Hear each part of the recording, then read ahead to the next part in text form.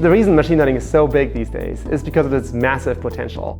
Essentially, instead of writing a new program for every single task, you write a program once and then you teach it multiple things to do.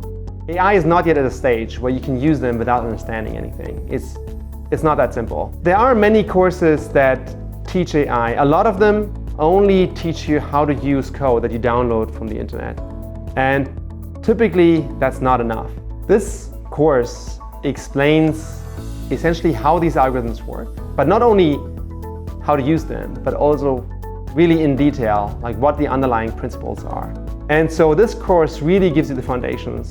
It basically starts with the simplest algorithm, the perceptron, and then goes through all the way to the most recent state-of-the-art algorithms. Someone who takes that class will basically afterwards have the ability to apply these algorithms and also debug them and make them really work on real problems.